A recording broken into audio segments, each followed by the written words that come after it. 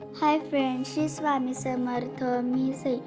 तर कालच्या व्हिडिओमध्ये तुम्ही पाहिलं की आपण गेलेलो महाराष्ट्रातील एकमेव सूर्यनारायण मंदिर. आणि आता आपण आलो आहे मोहोळपासनं 1 किलोमीटर अंतरावर पंढरपूर रोडला. आणि इथं आहे 11व्या शतकातला नवसाला पावणारा गणपती, चंद्रमौळी गणपती.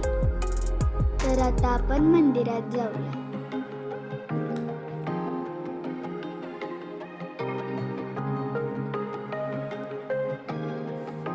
ही खूप मोठा परिसर आहे आणि इथं खूप शांतताही होती. आता आपण मंदिरात जाऊया.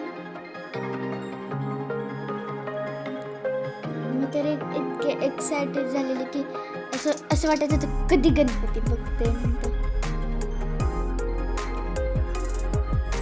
आणि इथं मोगऱ्याचं झाड आहे आणि सगळीकडे जिकडे बघाल तिकडे झाडच होती. एकदम फ्रेश वातावरण पण होतं. आता आपण मंदिरात जाऊया. आता हा बघा मंदिराचा परिसर. आपण आता ते पायरीपाशी आलो, मला मांजर दिसली. आम्ही घाबरलो म्हणून आम्ही 5 मिनिटं थांबलो. आणि मग नंतर ना ही मांजर पप्पांनी बाहेर काढली. मग आम्ही आत गेलो. हे बघा समोर बघू शकता गणपती. सुंदर आणि छान पण होता आणि मोठा होता.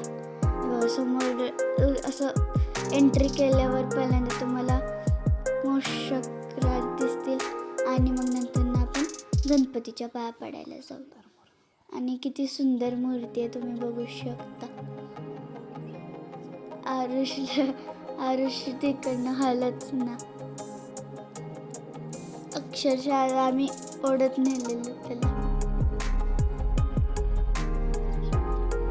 दर्शन घेतलं आता आम्ही. आता हे बघा मंदिर मामा इतका आवडलेला, त्यालाच कधीपासून हात लावत होता. मग नंतर ना आरुष परत आता आला गणपती बघायला. हे बघा हे इतकं सुंदर. आणि तिकडनं हलं ना, आम्ही वडत नेलं त्याला. मग आम्ही गणपतीला प्रदक्षिणा मारायला गेलो. आज आम्ही ठरवलेलं मॅचिंग घालायचं. तिघांनी पण मॅचिंग, चौघांनी मॅचिंग घातलेलं. विराजनी पण थोड्या लाईटमध्ये घातलेलं. सेम चौघांनी. आता आपण हा बघा परत हळत्या ठिकाणी. हॅलो परत उंदील म्हणत होता. नंतर प्रदक्षिणा मारल्यावर पाया पडले आणि मोहोळमधला गणपती आहे. आणि परत ह्याच्या साईडलाच जिल्हा परिषदची शाळा आहे. मोठं ग्राउंड आहे आणि एकदम शांत वातावरण होतं आणि प्रशस्त जागा पण आहे. मग आता आपण तिथं खूप प्रसन्न पण वाटत होतं मला. इकडनं हलू वाटत नव्हतं, पण आता काय करावं, पुढचा पण प्रवास करत होता. आणि हे बघा मोगऱ्याचं झाड. आता पुढच्या प्रवासाला तर जावंच लागेल ना.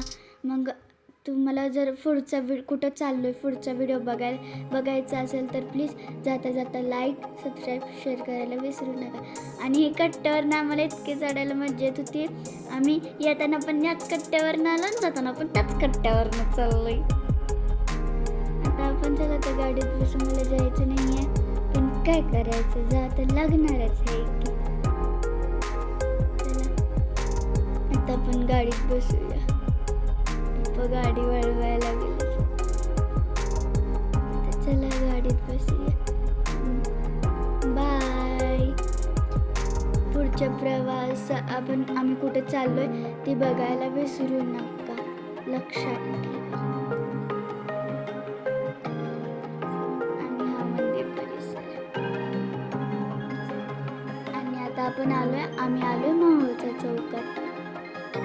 गजमजगत सगळीकडनं पिपिप पिपिप पिपिप पिपिप वाजत होते. आम्ही कुठे जाणार हे कळालं का तुम्हाला? हे बघा शिवाजी